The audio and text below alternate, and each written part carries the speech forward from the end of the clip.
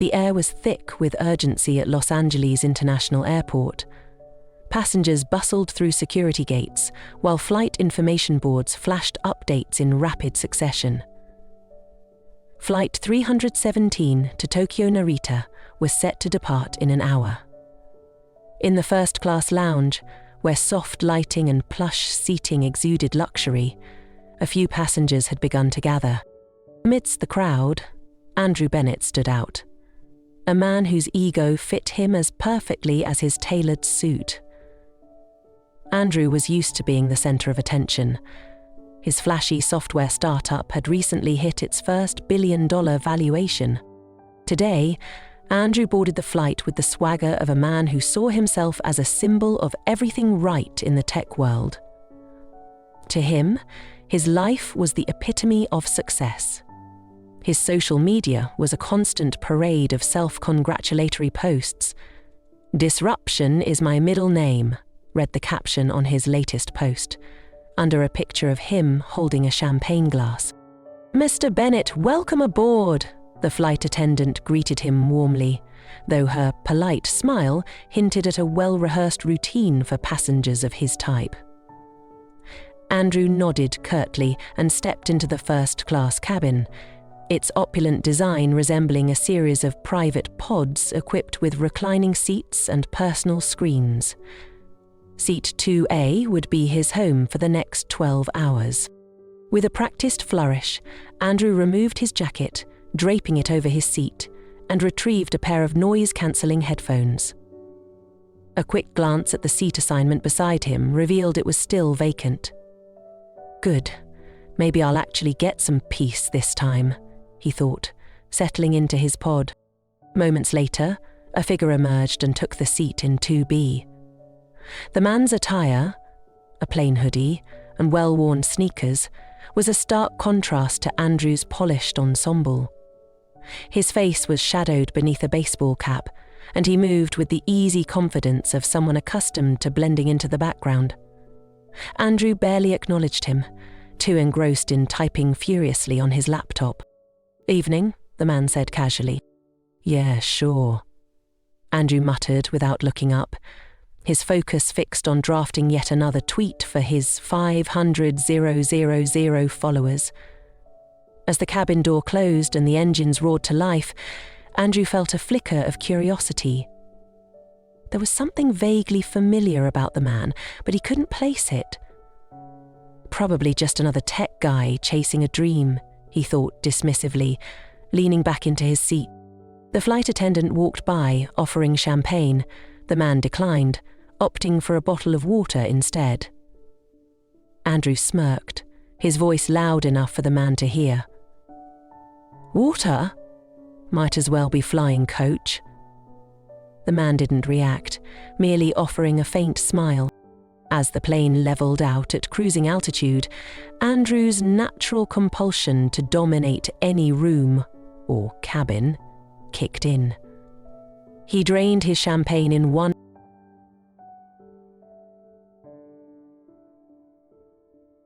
"What do you do?"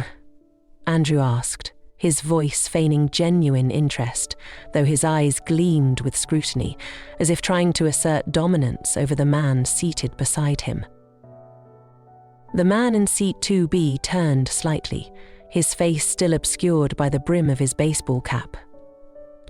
"I'm in tech," he replied curtly, offering no additional explanation. Andrew flashed a wide grin, one that barely concealed his smugness. "Oh, me too. I bet we've got plenty of interesting stories to share." He leaned back, crossing his legs, clearly prepared to steer the conversation into his favourite subject, himself. But to Andrew's surprise, the man didn't engage. Instead, he gave a slight nod and returned his attention to his phone, his disinterest palpable, as though Andrew didn't even exist. Andrew wasn't accustomed to being ignored.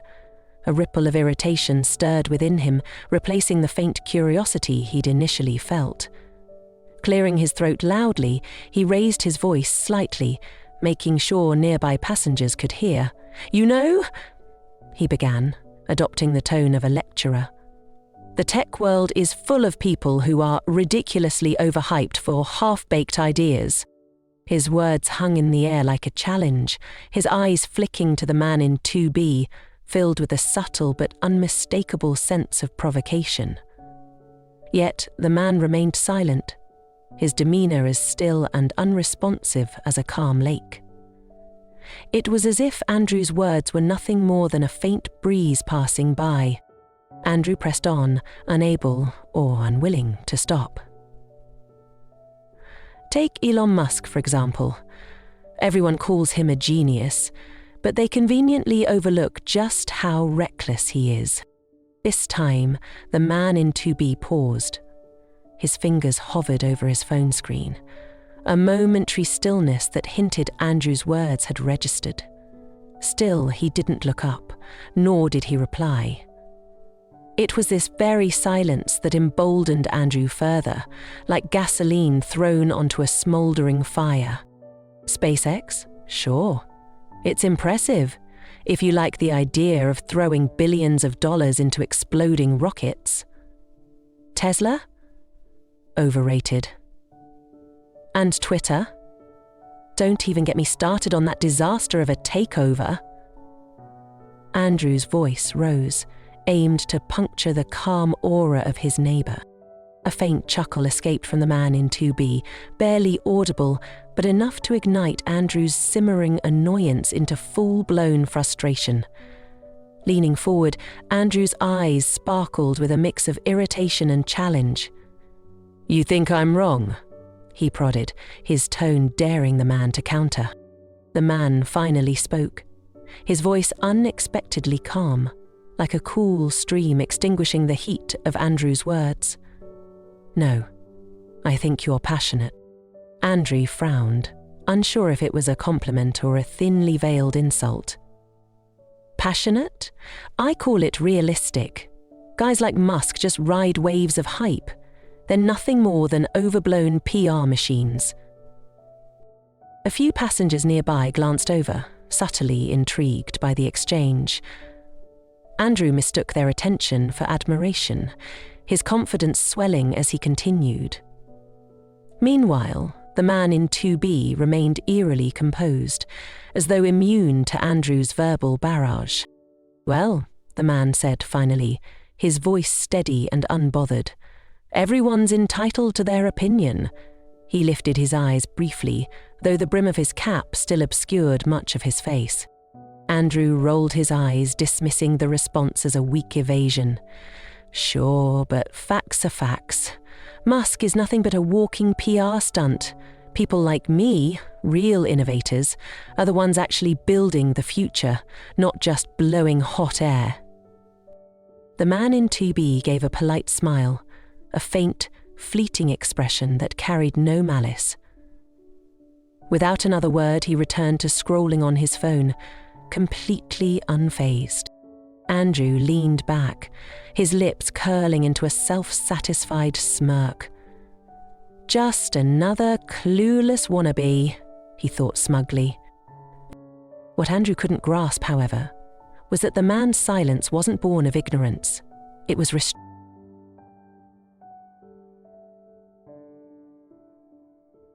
The hum of the engines filled the cabin as first-class passengers settled into their routines, reading, watching movies, or sipping on cocktails. But Andrew wasn't at ease. His frustration mounted as the man in seat 2B remained silent, occasionally offering a faint smile or curt responses to Andrew's increasingly pointed remarks. "Let me guess," Andrew said, unable to hold back. "You're one of those startup guys, right? Something in crypto or AI. Everyone's jumping on those bandwagons these days." The man glanced up briefly, his expression unreadable. "Not exactly," he replied. The ambiguity only irritated Andrew further. He thrived on being the center of attention, and 2B's lack of enthusiasm felt like a personal affront to his ego. "What's your take on Musk, then?" Andrew asked, his tone sharper now. "I mean, if you're in tech, you must have an opinion." The man paused for a moment, then shrugged. He's done some interesting things. Interesting things, Andrew repeated, laughing loudly. That's the understatement of the century. The guy's a walking contradiction, preaching about saving the planet while flying private jets, hyping up Mars while barely addressing the problems here on Earth. For the first time, a flicker of something crossed the man's face. Amusement, perhaps, or mild irritation, but it vanished just as quickly. Maybe he's just doing what he thinks is best, the man replied, his tone neutral. Doing what he thinks is best, Andrew scoffed. Sounds like something someone who's never actually faced real-world consequences would say. It's all theory until you're the one footing the bill. At that moment, the flight attendant appeared, carrying dinner trays, momentarily interrupting the rising tension in the cabin. The man in 2B ordered a simple vegetarian meal, understated and unassuming. Meanwhile, Andrew chose a medium-rare steak, a subtle declaration of his refined taste. As the trays were placed before them, Andrew glanced at the man's meal, a half-smirk creeping onto his face. Unable to resist stoking the fire he thought he controlled, he sneered. Vegetarian, huh? His gaze lingered on the modest plate of vegetables before shifting to the man's face. Trying to make a statement or something. The man didn't respond immediately. Instead, he smiled faintly, a calm, measured smile that carried an air of quiet defiance. No rebuttal, no justification, just silence.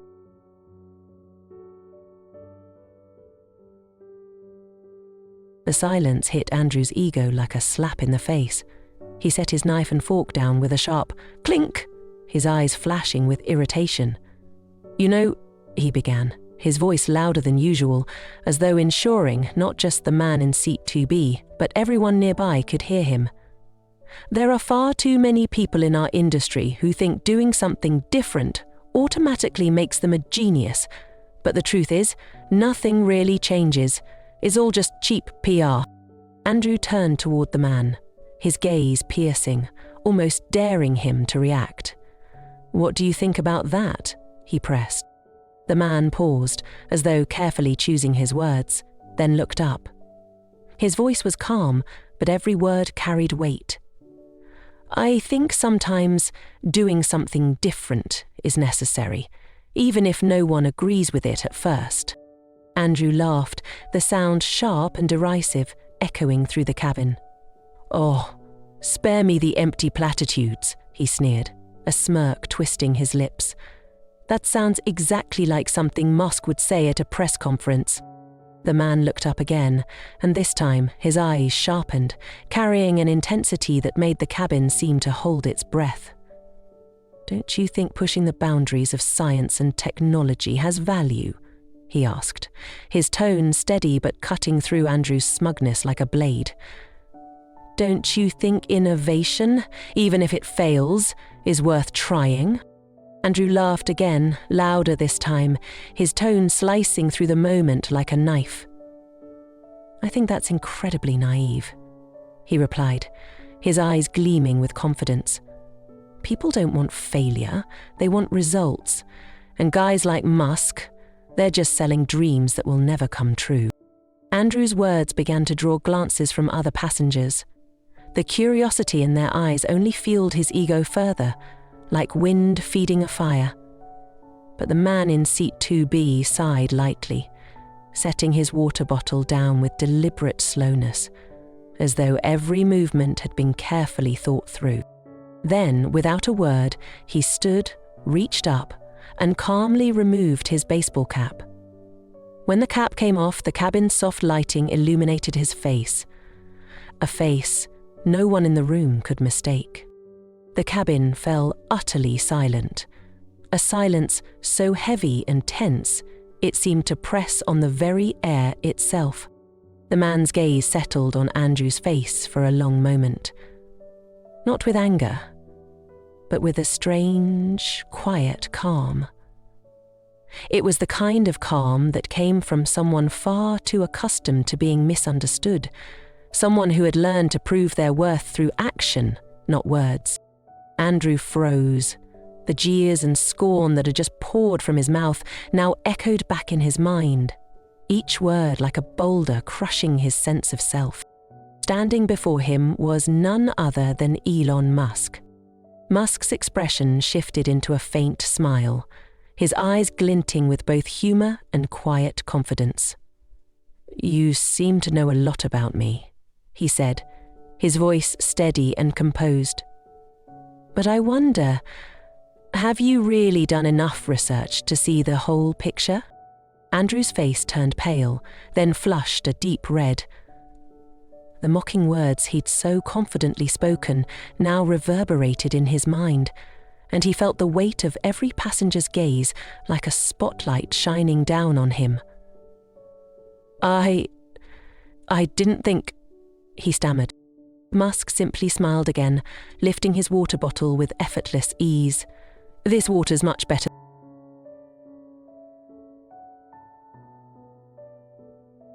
For the rest of the flight, Andrew sat in silence, the quiet wrapping around him like a heavy, suffocating shroud. The weight of humiliation pressed down on his shoulders, making every minute stretch into an eternity. The words he had once delivered with such confidence, the jeering remarks he believed carried so much weight, now echoed hollowly in his mind. Every time he glanced at Elon Musk, the man he had so openly criticized, Andrew felt an invisible blade slicing into his pride. As the plane began its descent, the engine's roar softened, and a fleeting moment of relief brushed over Andrew's thoughts. But that relief was quickly replaced by a knot of tension when Elon Musk stood, collected his belongings, and moved with a composure and confidence that seemed almost otherworldly. Musk turned to Andrew, his gaze free of judgment, replaced instead by an inexplicable understanding. "Innovation is never easy," he said, his voice calm yet weighted with the wisdom of someone who had faced countless challenges. "But sometimes, criticism can be the greatest motivator." Those words lingered, each syllable carving itself deeply into Andrew's thoughts. Musk turned and walked away, leaving behind not just an empty seat, but a profound emptiness within Andrew. An emptiness filled with questions about himself and the path he had chosen.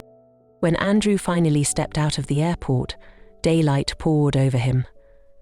But he felt as though another kind of light had begun to shine within, a light of humility. It was a feeling he hadn't experienced in years, perhaps not since the early days, when he had been a hungry learner rather than a self-absorbed man, consumed by his ego. His polished shoes no longer clicked with the same confident rhythm as he walked. Instead, his steps were slower, more measured.